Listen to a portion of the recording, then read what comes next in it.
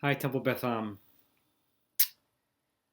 getting used to seeing you by screen, which is something I don't want to have to get used to, but that's the situation we're living in right now. And I wanted to send you this short Shabbat message that will have a short meditation at the end if you want to be a part of it. First of all, I hope that your week's been okay. I know it's not been easy or normal, but I hope that you are finishing the week with a chin up and a heart full of love that you've received from other people and a heart full of love that you've given to other people. In many ways, has been a hard week for our community, as you saw perhaps from the emails we had. The first death in our community of someone who likely died from the virus. We will never know for sure because the person died before being tested. The person died painlessly and quickly, and I'm relieved that there was no suffering. But it was a very sad way to end what was an epic life. And I had the honor of officiating at that funeral yesterday with exactly 1 million of people spread out outside of the grave. This person deserved better and will get better attention when this emergency is over and we can gather for a more appropriate memorial service. And this week also showed some good news in that regard, in that the first member of our community that we knew for certain had been diagnosed with the disease is on the mend and is recovering, and we hope will make a complete recovery. So there were ups and downs this week, even with respect to Temple Beth Am's relationship to this medical crisis. It was also a week in which a lot got done. Hopefully you saw in the email yesterday that we are well on our way to planning a virtual e-Seder for the entire congregation on the second night. More details will come out about that, including how to think about it religiously, halachically, particularly for those who generally do not use electronics on Shabbat or Yantif. But for all who are going to be comfortable to do so and willing to, we might have 20, 50, 100, 200, who knows how many members of our community doing Seder together on some level. And I'm going to be reaching out to people this week to hand out assignments if you want to be a part of that digital Seder. And if you want to proactively let me know that you or your family want to take a portion of the Haggadah, please let me know. It was a week in which I saw our incredible team of clergy and lay leaders and other professionals do everything possible to reach out to members of this community, those who are vulnerable and need extra help when it comes to shopping or errands, those who are just feeling lonely and we have a sense need an extra phone call. We're trying to reach everyone. And if we haven't reached you yet and you need us to, please let us know because we want to be there for you in all the ways that we can. And it was a week in which we saw the world get both scarier because no one knows the trajectory of this disease completely. There are so many different prognostications.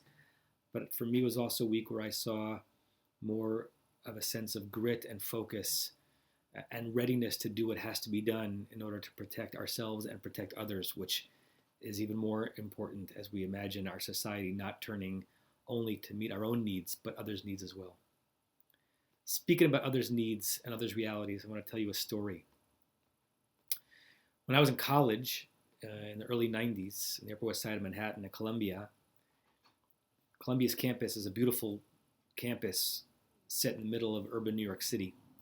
And as soon as you would leave the gates on 116th and Broadway, you would meet all sorts of people, many of whom who were indigent and having very challenging lives. There was one guy, we knew his name. His name was Shorty. He had one working eye. And he stood with a cup near one of the newsstands on 116th and Broadway. And despite the fact that he was living on the street and had been for quite some time, even through the winters, he somehow found a way to be delightful and express his own delight at the world. He had little ditties he would say to you as you would go by him asking for money. He would say, "What's the sweetest city in the world? Generosity. What's the sweetest berry in the world? A live berry. You don't have to be Rockefeller to help this little fella. I'm not greedy, just a little needy." It's like a song to us as we walked by and tried to help out in whatever way we could as college students. He also knew the Jewish clientele that he was often asking for help from. Sometimes you'd walk by, and if he saw you wearing a kippah or you knew you were Jewish, he would say, "Hey, how about some Gimelis Hesed?" And if he saw you on Shabbat and he knew you were Jewish, he would say, "I'll see you after the sun goes down." For 4 years in the Upper West Side of Manhattan, Shorty was a part of our experience.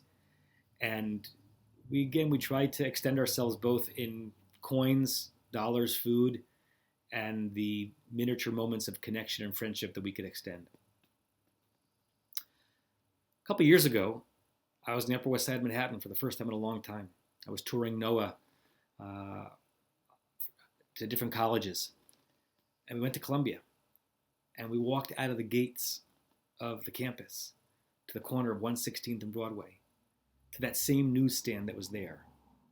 And standing out in front of the newsstand, 30 years later, was Shorty.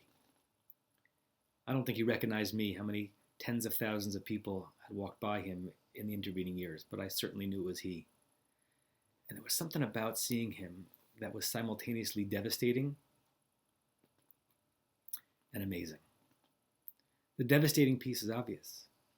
Every one of the nights filling those intervening 29 years, this gentleman, this man, this human being, had been vulnerable, outdoors, exposed, his own version of alone. It was a moment that reinforced to me thunderously how easily it is we can take our many blessings for granted. I tried to imagine one of those nights in January in 2000, or 3 days in a row in the blazing heat of a particular New York August, and then add them to tens and hundreds and thousands of days. And this guy was still there, alive, the same smile, the same ditties. It was a devastation to imagine what his reality had been like in the interim. And it somehow reinforced to me, knowing that I, even in that situation, couldn't snap my fingers and make it all right for him, how indomitable his spirit was, and how indomitable the human spirit is. What had he experienced in those intervening years? How many times would he have wanted to and deserved to get close to someone, and he couldn't because he didn't have that in his life? And in how many different ways had he found a pathway to fill himself up with a sense of humanity when his existence was so distant from the type of human lives that we are used to living? On a microscopic level, my friends, we are living through a version of that, of distance from touch and closeness and comforts and treats and warmth and community that we so easily can take for granted in our very blessed lives. And I also am now trying to draw upon the strength of Shorty's spirit as we navigate through a situation which is confusing and challenging and pennies on the dollar compared to what some people in our midst and around the country and around the globe experience every single day. And it's also a reminder to me when I see Shorty in my mind, how significant it is when we can draw close to someone. We can be mikarev and become close, that we do so with every fiber of our being. And speaking about coming close, this Shabbat is Parshat Vayikra, where we begin chapter after chapter after chapter describing the system of sacrifices in the Torah that seems so retro, so obsolete as we think about our Jewish worship now. And of course, the word for sacrifice in Hebrew is korban, from the root karev, to come close. The sacrifice in the Torah was to bring close an animal or a grain offering to the altar, to bring yourself close by giving something of yourself up. That's the main notion around which the entire system was built.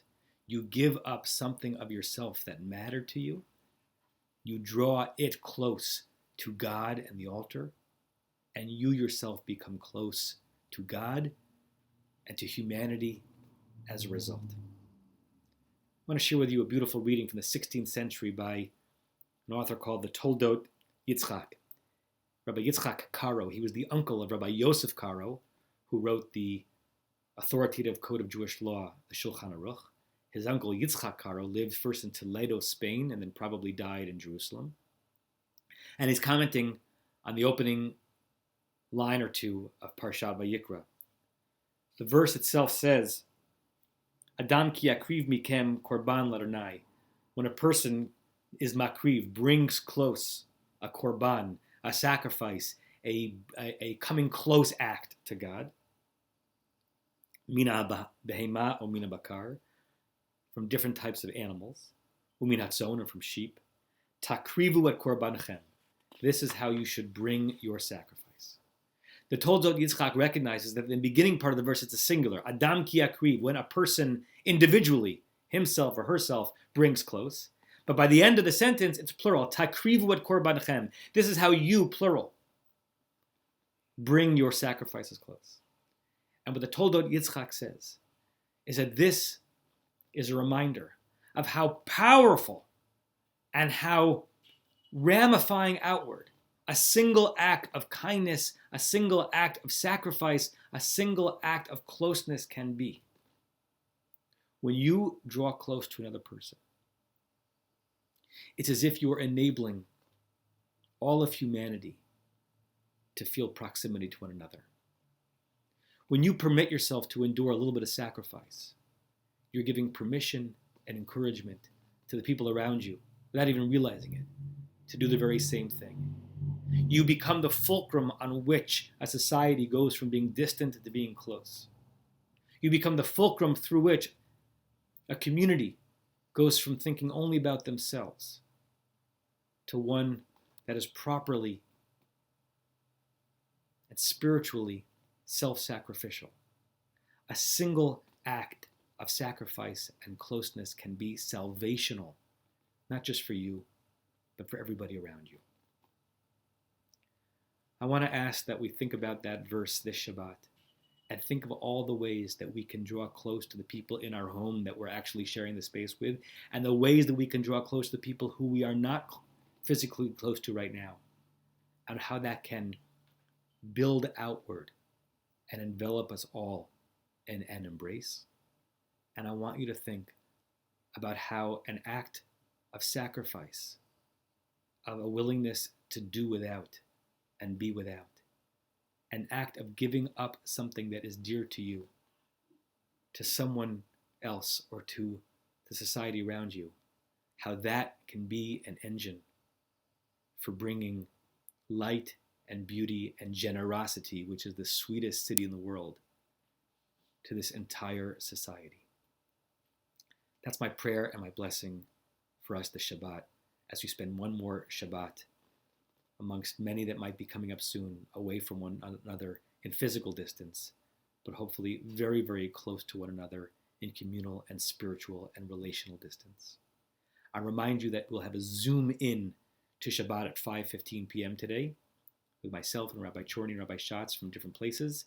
We'll have our Mincha at 6:15 on a different Zoom call that will also have a little bit of Kabbalat Shabbat at the end. We'll have a Zoom out of Shabbat tomorrow night with Havdalah at 8:15, and then look for details about our E-Seder coming up on the second night of Pesach. And if you like, you can close your eyes with me for a second as we do the shortest of grounding meditations.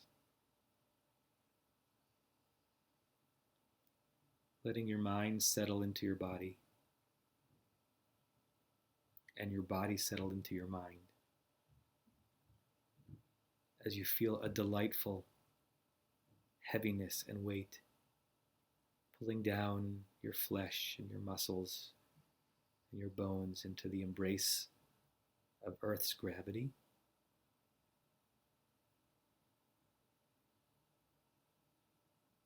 And you almost feel like you can direct your breath and the oxygen that it brings to the part of the body that needs it the most in this moment.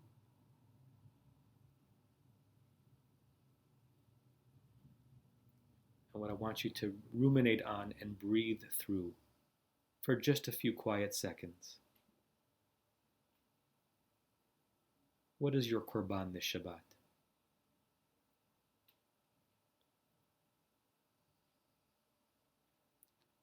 To whom and to what do you draw close this Shabbat?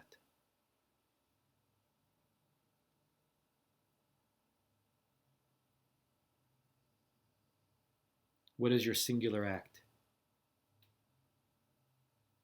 that can impact a plurality?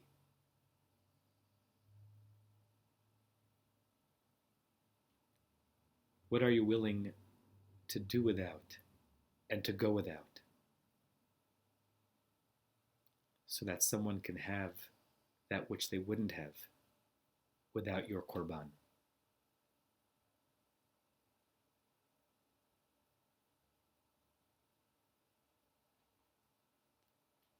Despite all the challenges around us, draw close this Shabbat. Despite all the needs that we all have, sacrifice this Shabbat.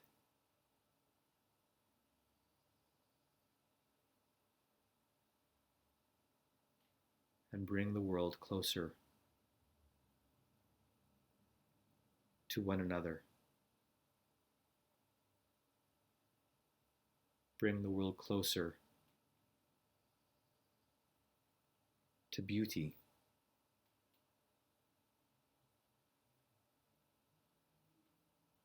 And to love. And to God.